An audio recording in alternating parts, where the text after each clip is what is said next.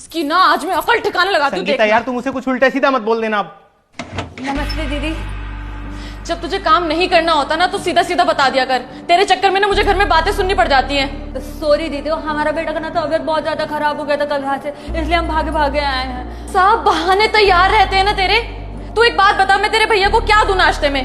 बोला था मैंने तुझे आज जल्दी आ जाइए, उन्हें जल्दी निकलना ऑफिस के लिए। हम बस जल्दी सब जाके बना देते हैं ना। हाँ तो महारानी जी, आप बाहर क्या कर रही हैं खड़े होके? अंदर जाइए। नमस्ते भैया, सॉरी हाँ हमको थोड़ा सा लेट हो गया, लेकिन हम जल्दी जल्दी आपका नाश्ता बना देते हैं। अरे नहीं नहीं नहीं नहीं मालती, रहने दो, मैं ऑफिस जाके नाश्ता कर लूंगा। अरे क्यों ऑफिस जाके नाश्ता करोगे? बाहर पता नहीं कैसा खाना बनता है। मालती तू किचन में जा, नाश्ता बना दे। और हाँ, सिंक में बर्तन पड़े हैं, पहले उनको धो लियो फिर बनाइयो जा। वैसे संगीता, क्या जरूरत है इतने बर्तन गंदे करने की? और किचन में रात को इतने बर्तन गंदे करती क्यों हो तुम? आप ना इसको ज्यादा सर पे मत चढ़ाओ, मुझे पता है अच्छे से काम वाली से काम कैसे निकलवाना होता है। मालती जल्दी जल्दी हाथ चला, लेट हो रहा है इनको।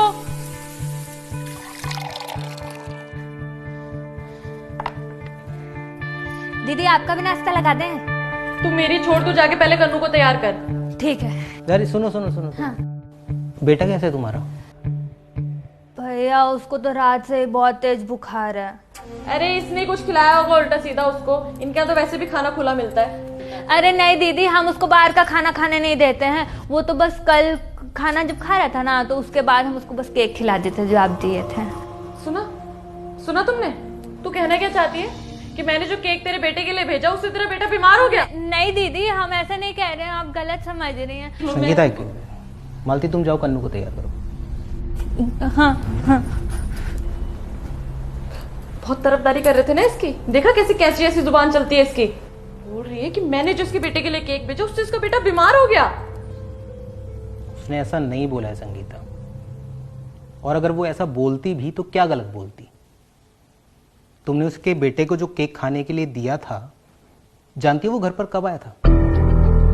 12 दिन पहले, जिसे तुम फ्रिज में रखकर भूल गई थी। और कन्नू ने जब वही केक खाने की जिद करी तो तुमने उसे ये कहकर मना कर दिया कि केक पुराना है। तो तुम वही केक उसके बेटे को खाने के लिए कैसे दे सकते हो? वो बच्चा नहीं है क्या? उसकी तबीयत खराब होने की जिम्मेदार तुम हो संगीता। इंसान को इंसान समझो। और ये सिर्फ तुम्हारी नहीं है, बहुत से घरों की यही प्रॉब्लम है। खाना बासी हो गया तो काम वाली को दे दो। फ्रिज में कोई चीज पड़ी सड़ रही है तो कुछ नहीं, काम वाली को दे देते हैं। मालती हमारी मेड है संगीता, कोई भिखारन नहीं है जो तुम्हारे टुकड़ों पर जिएगी। वो भी अपने बच्चे को गोद में लेकर जाकर सड़क पर भीख मांग सकती है, लेकिन नहीं, उसका अपना आत्मसम्मान है। वो मेहनत करके अपना घर चलाती है। उसका पति उसे छोड़कर चला गया लेकिन उसने हार नहीं मानी। तुम्हें तो उसकी हिम्मत बढ़ानी चाहिए। और अगर उम्र के हिसाब से भी देखें तो तुम और मालती एक ही उम्र के होगे। सिर्फ इस बात पर तुम्हें उसे कोसने का मौका नहीं मिल जाता कि तुम्हारा पति एक अच्छी नौकरी करता है और उसका पति उसे छोड़कर जा चुका है। वो हमारे यहां काम करती है। जैसे मैं किसी के यहां एम्प्लॉई हूं, वैसी वो हमारे यहां एम्प्लॉई है। जिंदगी में तरक्की करने, आगे बढ़ने का ये मतलब बिल्कुल भी नहीं होता संगीता कि हमें अपने से कम हैसियत वाले लोगों की बेइज्जती करने का अधिकार मिल जाए। इंसान को इंसान समझो संगीता। पता नहीं कौन अपने कैसे समय में जीकर आपकी जिंदगी को आसान कर रहा है। इसलिए लोगों की दुआएं लो, हाय नहीं, मददगार बनो, गुनहगार नहीं। दीदी, कन्नू बाबा को बुखार हो गया, आज स्कूल मत भेजिए।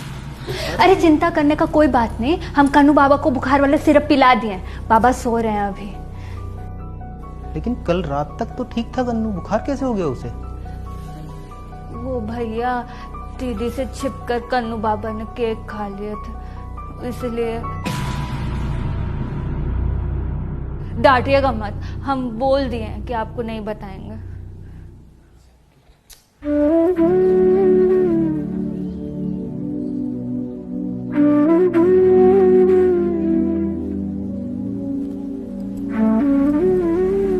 तुमने अपने बेटे को दवाई दी?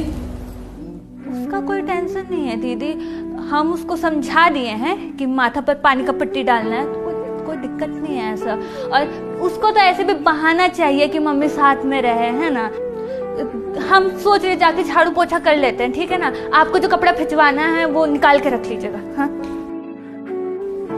जो ढोते हैं कंधों पर घर की जिम्मेदारियों का बोझ, कोशिश कीजिए कि आपकी वजह से उनके पैर न जख्मी हो।